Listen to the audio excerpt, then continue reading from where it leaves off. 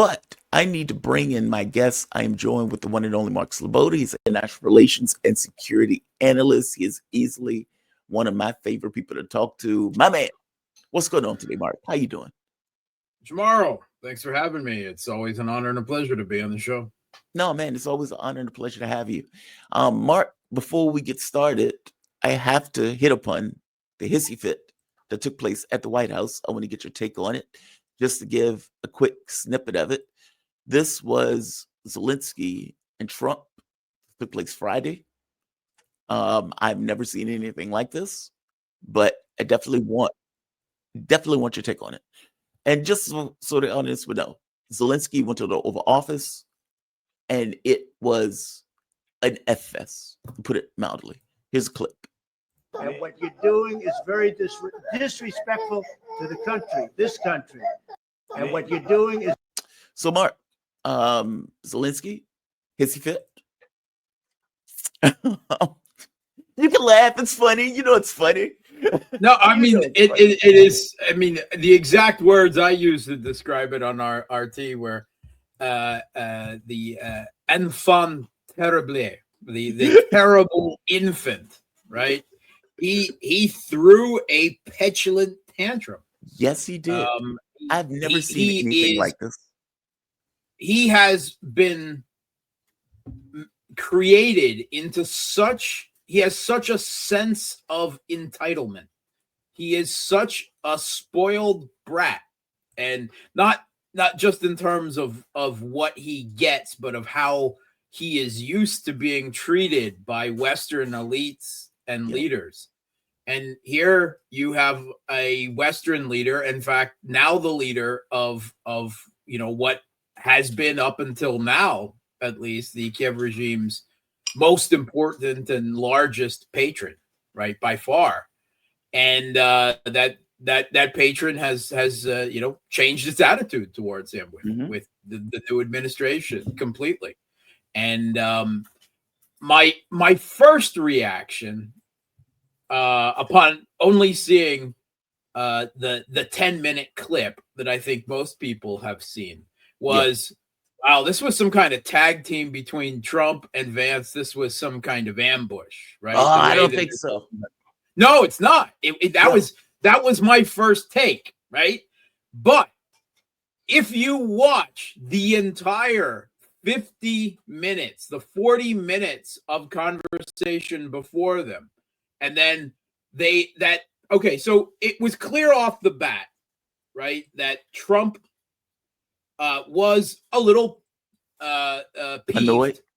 Annoyed, whatever, pissed off at Zelensky because Zelensky refused to wear a suit, right? And the Kiev regime side had been warned in advance by the White House, this is a formal event, right? And suits are inspected, right?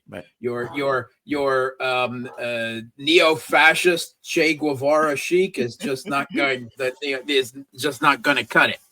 And it has to be said that the rest of Zelensky's team, which usually struts about like he does, right, put on suits. Even Yermak, his Gray Cardinal chief of staff, whom we haven't seen in a suit in quite some time, put on a suit. And considering his build, he looked much better for it, I have to say. But Zelensky still didn't. So right off the bat, when Trump greeted him as he arrived in the White House out the car and made a little, he joked him.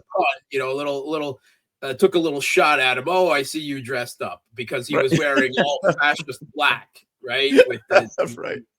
Yeah, with the Ukrainian symbol. But they weren't going to make a huge deal out of it. They got their point, and then they sat down, and this was a bit unusual. Usually when a foreign leader comes over, there's a brief question and answer before or after with the press, but it's pro forma. This was an extended conversation with them to the press before they went to what was supposed to be the substance of this meeting, which was the signing of this resource deal, which is being presented in the press as a rare earths or minerals deal. So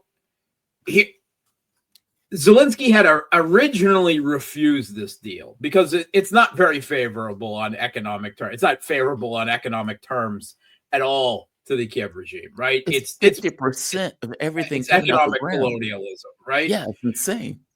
Yeah, I mean, including on things like ports and infrastructure and Oil, everything.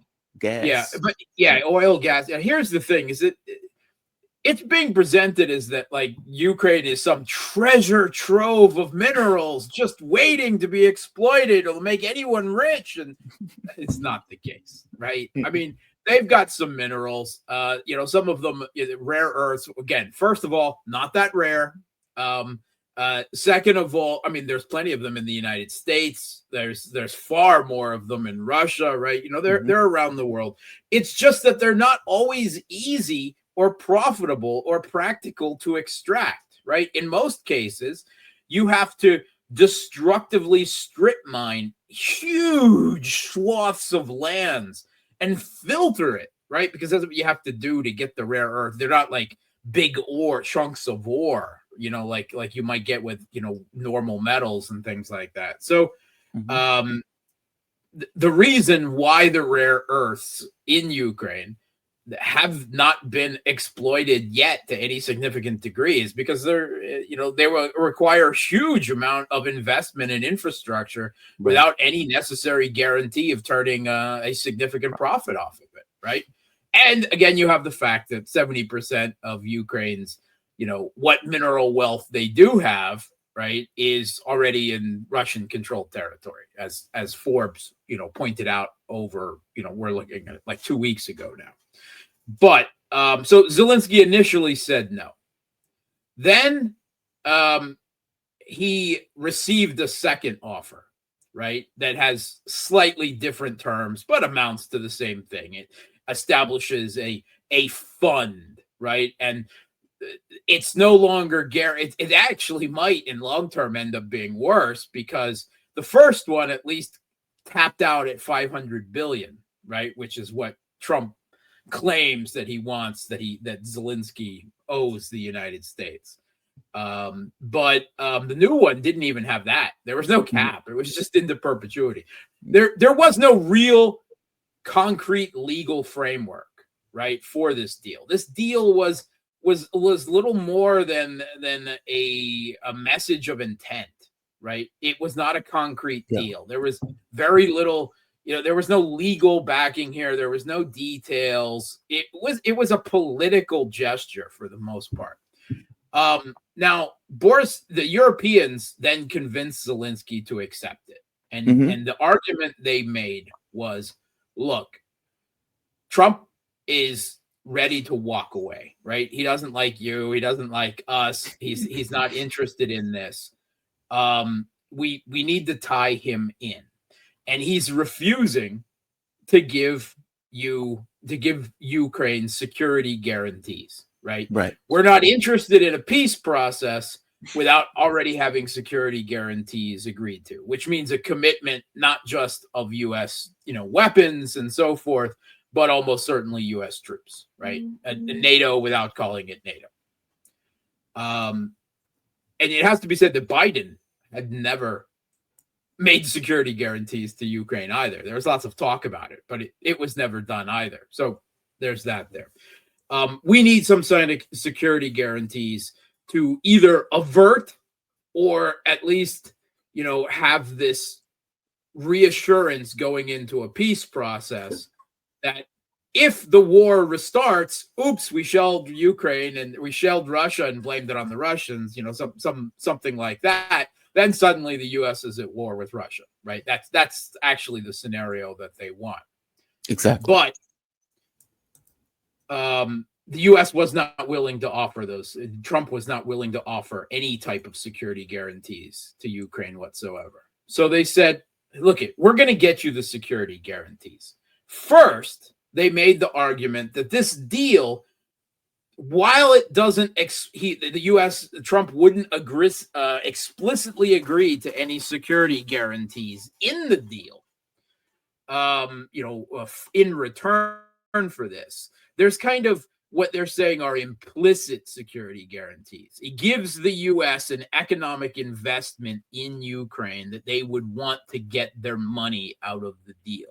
And then Trump himself specifically talked about if there's U.S. workers on the ground, right, exploiting this stuff, then no one will touch them, right, because they're Americans, which is just nonsense, of course, because no company is going to put their people on the ground in an active war field, whether they're initially being directly targeted or not. And if anyone thinks that Russia wouldn't, target them on the ground, I think they're horribly wrong in that regard. But this was the argument presented, that it's some type of implicit security guarantee. The other thing, because this was part of a tag team effort over the last week, because it was preceded by trips by both Macron, the president of France, and the prime minister of the UK, Keir Starmer, to Washington to meet with Trump. And they knew that Trump was dead set against security guarantees for Ukraine. And their argument was, we want to put 30,000 troops, European troops, on the ground, mostly British and French and some others.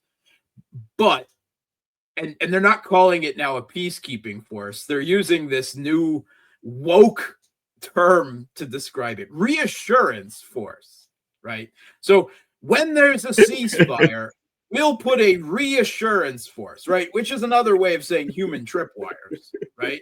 And they don't even want them on the front lines. What they're talking about is putting them in the rear, just with the idea, right? There's two ideas here. One is that they believe that if they put European troops on the ground, that Russia won't touch them, because that would mean war with Europe, and Russia's afraid of that, or won't go down that road. Okay. Again, Russia has said again and again, if there's any foreign troops, in the conflict zone, they will be targets, right? Targeted, They have to. That from the beginning.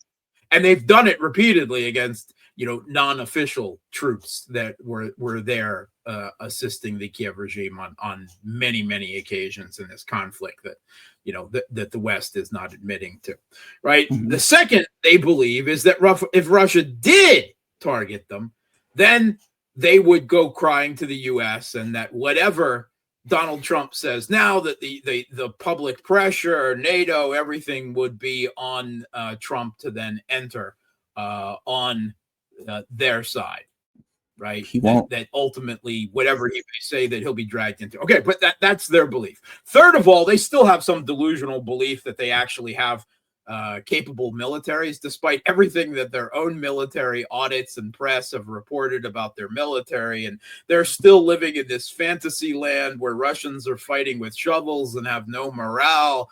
And that if Western troops and Western weapons show up on the horizon, the Russians will just run away. They are still living in la la land. They're still living in this bubble of their own propaganda. They're still drinking their own Kool-Aid.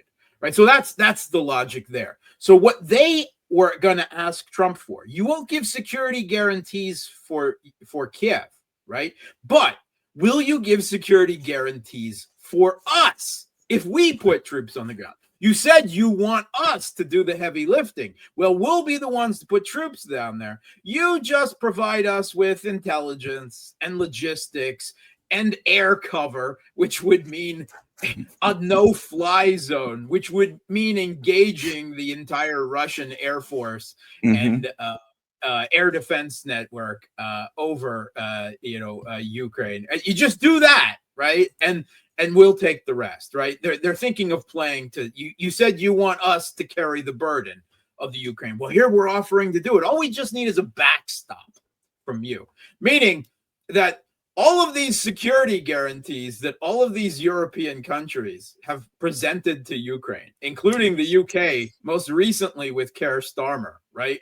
100 years, of security guarantee promised with Ukraine. It means absolutely nothing because they're afraid of Russia Right. They should break Right. Russia, even with the U.S., but they're afraid, of going against Russia without the U.S. to back them up. And to the point, in the conversation, Macron and Starmer both tried to pin Trump down and get him to promise this, and he casually deflected them left and right, and wouldn't make any guarantees or promises at all, and they went away with nothing.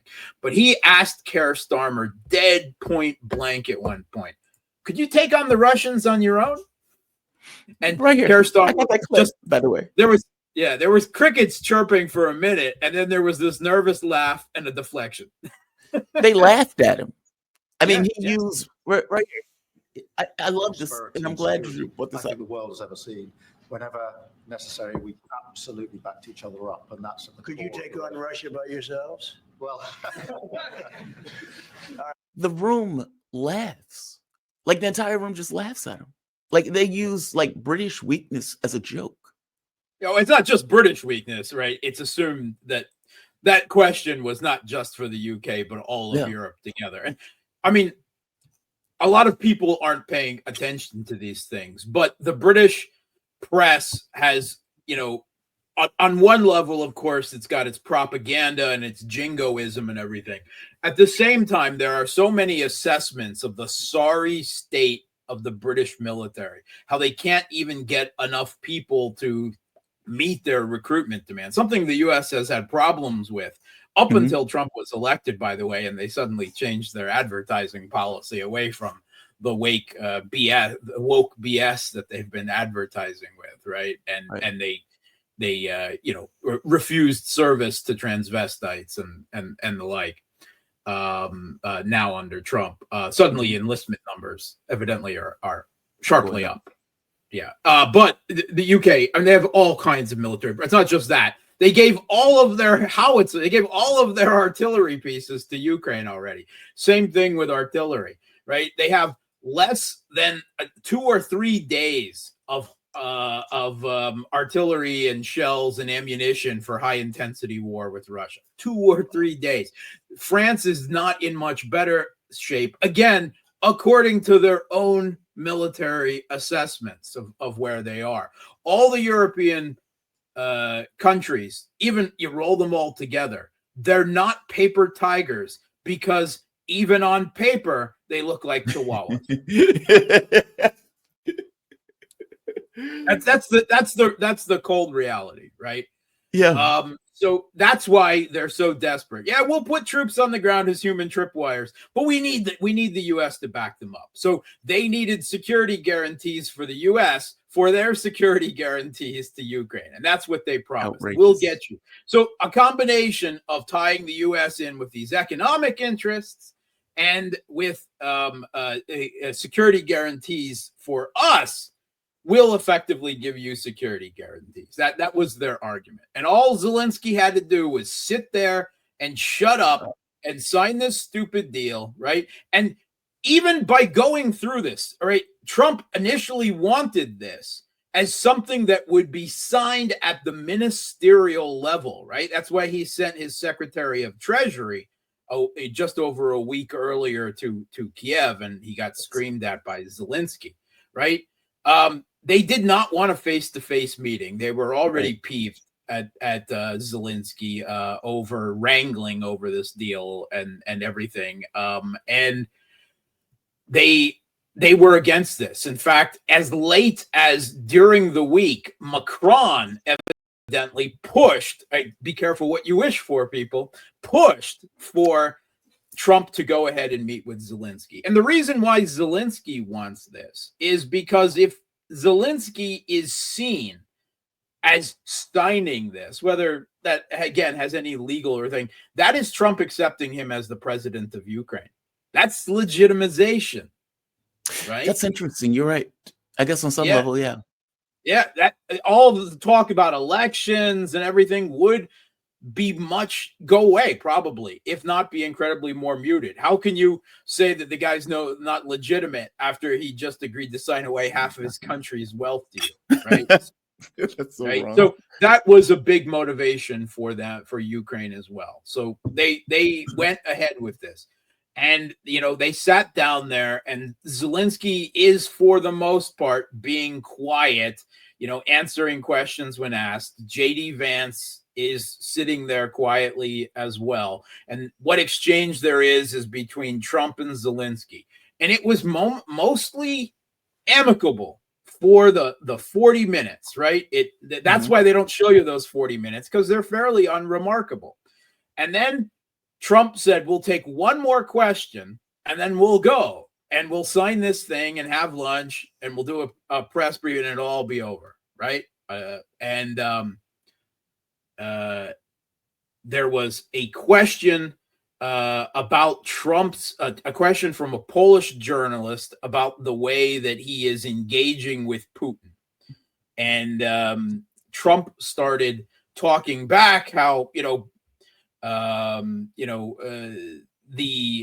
what good, you want to call Putin names? Well, what good would calling Putin names? Biden was calling Putin names, and where has that brought us? Right. We need to do diplomacy. That's Can't make a deal like that. Kid yard stuff. Right. Yeah. And at that point, J.D. Vance jumped in, and J.D. Vance, shall we say, more eloquently and coherently made the same argument, right? Yes. And it was mostly an argument against the Biden administration. But he pointed out, we're going to do diplomacy. And that's where Zelensky lost it, right? And for the first time, he challenged, and he didn't speak to the cameras now. He was speaking to J.D. Vance and Trump. And what's more is he called the vice president of the United States to his face in the Oval Office, JD. Right? Not Mr. Vice President, right? Which, would be the appropriate preferred way. Yeah. Again, he was trying to do this in English, right? He believes he has wonderful English skills. He's been told before by his own people, look, your English is, about as good as your Ukrainian, because he's a native Russian speaker, which is to say not that good. You should be dealing, you're the head of state, right, of a Ukrainian-speaking country. You should be doing this through interpreter. He believes he has wonderful English skills and has always avoided this. And he speaks better English than I do Ukrainian. I'll admit that. But if you're the head of state, you use a translator, right? Putin speaks English, right? But he always uses a translator for anything formal, right? Anything in front of the cameras, anything that requires actual, agreement as head of state, with whoever is dealing with. And this just blew up into a fracas because Zelensky didn't stop. All he had to do was shut up at nearly any point, right until the end, and he didn't. And he tried talking over the president of the United States. Yes, he right. did. And whatever you may think of Trump, he was elected the president of the United States, and Zelensky is the head of a proxy regime, right? You don't talk over the president of the United States. You shut up and you nod, and we can agree. And at one point they even said, why are they J.D. Vance, why are you trying to litigate this in front of the press? Mark, right? let me show a clip of this just so the people have a context of what we're talking about, because it's astonishing. Again, never seen anything like it. I'm going to play this out just for a bit, just for the audience to get a feel for what took place. There are far more clips than this, by the way. I'm just playing this one. I'm talking about the kind of diplomacy that's going to end the destruction of your country. Yes, if you are Mr. not President, strong. Mr. President, with respect, I think it's disrespectful for you to come to the Oval Office and try to litigate this in front of the American media. Right now, you guys are going around and forcing conscripts to the front lines because you have manpower problems. You should be thanking the president for trying to bring an end to this conflict. Have you ever been to Ukraine that you say what problems we have? I have been to. Come once. I've actually watched and seen the stories, and I know what happens is you bring them on a propaganda tour, Mr. President. Do you disagree that you've had problems bringing people into your military? We have problems. And do you think that it's respectful to come to the Oval Office of the United States of America and attack the administration that is trying to trying to prevent the destruction of your A country. lot of questions. Let's start from the beginning. Sure. First of all, during the war, everybody has problems. Even you, but you have nice ocean and don't feel now, but you will feel it in the future. God bless. You don't know that. God bless. You don't know God that. bless. You Don't- will not you have gotta- a war. Don't tell us what we're going to feel. We're trying to solve a problem. Don't tell us what we're going to feel. I'm not telling you. Because I'm you're in no answering on this position to question. dictate that. That's Remember exactly what this. I'm not You're in dictating. no position to dictate what we're going to feel. You We're will- going to feel very you will good. feel influence. We're going to feel very good and telling very you, strong. You will feel influence. You're right now not in a very good position. You've allowed From the yourself very- to be in a from very the very bad position, beginning and he of the happens war. to be right From about the it. very beginning of the war. You're not Mr. in a good Brown, position. I You don't was have in- the cards right now. With us, you start I'm having not playing cards. But cards. right now, you I'm don't. very Yeah, you're playing serious, cards. Mr. President. You're I'm playing very cards. serious. You're I'm gambling the with the president lives in of war. millions of people. You think- You're gambling with World War What do you- III. what do you You're think about? gambling with What do you World think War about? III. And You- what you're doing is very disrespectful to the country. Oh, this is fascinating, Just man. This look is at him so much. rolling his eyes Yeah. and sighing like a Oh, this is petulant teenager, right? I Yep. mean, it's just amazing. Yeah. And he was told beforehand, look, this is the final deal. You're not going to get explicit security guarantees. We're Mhm. going to go down a diplomatic path, right? You're going to agree with this, right? And then we'll sign this and we'll have some type of implicit guarantee. That's the best you're going to get, right? But we're not going to renegotiate this. We're not going to, rehash these arguments. This is what we're doing. And he just couldn't accept that, right? He went, I don't know, on this fit of indignation, right? In front of the press in the Oval Office, arguing and trying to talk over the vice president and the president of the United States in a situation where they don't like this guy. They don't like his regime. They don't really care about his country, right? Yeah. To begin with, right? So at that point, they're like, all right, and they kicked him out.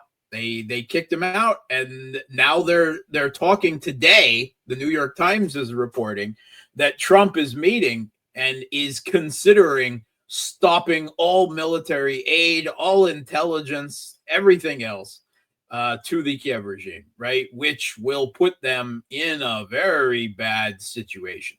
Yep. It's like, is that ham sandwich? Take it out of his mouth. Grab that ham sandwich. It was. Yeah.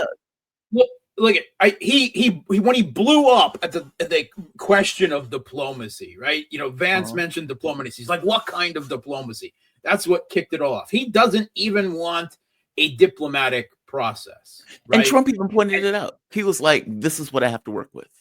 And Yeah, he says, yeah. I'm glad that the American He's audience- glad that it happened in front. Yeah, Yeah. and he is. He's going to take this to the bank. So not only are they not signing this nonsense, political gesture deal, right? But he just gave Trump the excuse that he needs to walk away from this. Well, Trump that's what I is was gonna pushing ask for.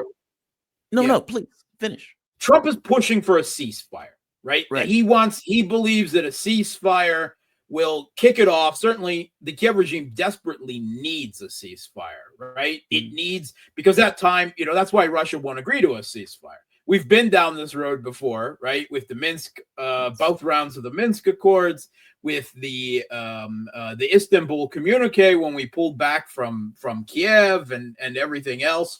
No, you're just going to use it to rearm and retrain and no, until there is a permanent agreed upon solution on our terms, no ceasefire, none.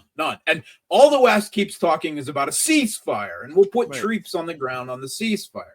And presumably, why Zelensky is so against the ceasefire, so vocally against the ceasefire, I can only presume that it is because his own Banderite forces, his own ultra-nationalists would be against that. They would see that as some type of capitulation, and that's all why he's always insisted on the no ceasefire. You have to consider how fragile this regime is and how important it depends on these Banderites in its military and security forces ranks. So But all he had to do, like, is go through this and say something like, I might be willing to agree to a ceasefire if Russia agrees to a ceasefire. Throw it Right. back on Putin. Make Putin say no, right? And then it's Putin who is responsible for the diplomatic process not moving forward, and that Trump would be angry. But he's too stupid to do that, Yeah. right? It's And childish. I mean, you know, it's exactly why Russia has never wanted him dead or removed him. It's because almost anyone else would be a more capable diplomat and leader for their country than Zelensky.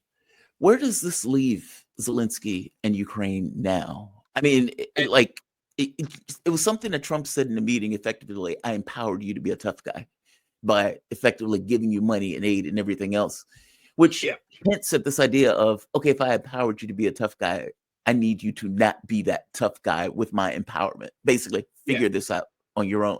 Is that where Trump goes from here on out? I know you don't know that as a flat fact, but is that Yeah, the angle? what he specifically said is that in the negotiation process, Zelensky feels empowered and feels that he has an advantage because he has the U.S. backing.